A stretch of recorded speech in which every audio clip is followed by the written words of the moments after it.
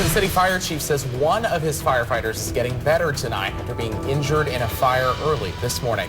Good evening, everyone. I'm Collin Ruane. And I'm Katie Link. The Missouri State Highway Patrol says it interviewed a man who may have been involved in the death of an MSHP trooper.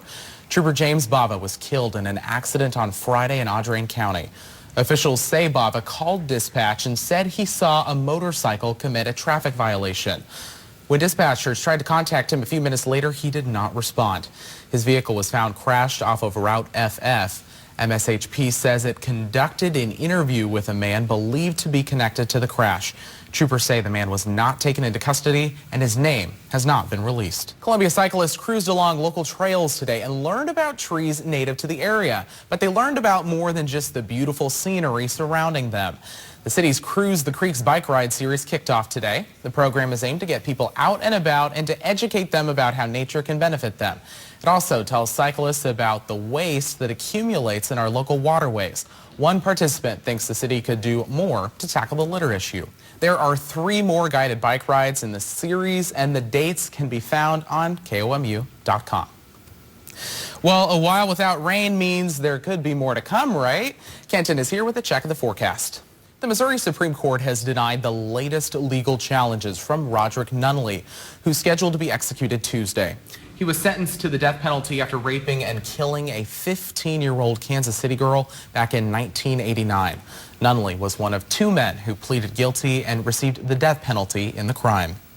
Authorities say a suspect has been arrested in the southeast Missouri attack that killed a man and critically injured a woman. The Bollinger County Sheriff says a neighbor called Friday night to report an attack.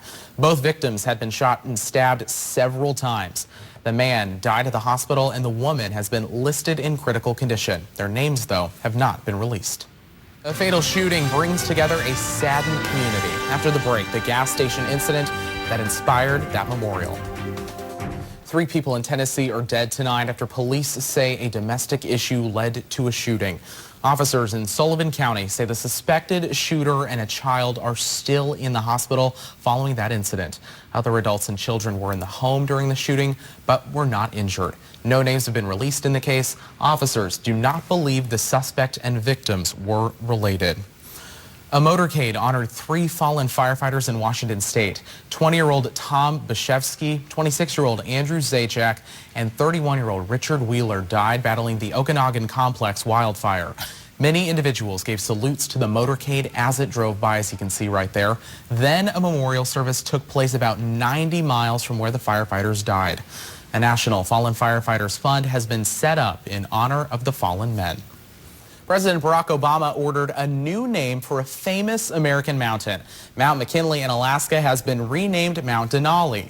The name change comes as a result of Obama's goal to give the mountain its traditional Alaskan name. Denali means the Great One, which fits the mountain as the tallest in North America. Alaskans have called the 20,300-foot mountain by its native name for years. Today, the Pope offered prayers for migrants, that is, who have died trying to cross the Mediterranean. This as the crisis takes on new urgency as thousands continue to flee their homelands. Richard Engel reports. Tens of thousands of Japanese protesters gathered in Tokyo to fight new military legislation. The protesters say the bill, which would expand the role of the military on the ground, is dangerous. They called for Japan's government to remove the legislation and for the prime minister to quit.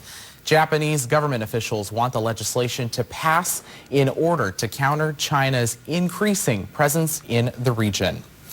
Well, ahead on Sports Extra, a former MU diving coach makes a big splash in his old pond. That's coming up a little bit later.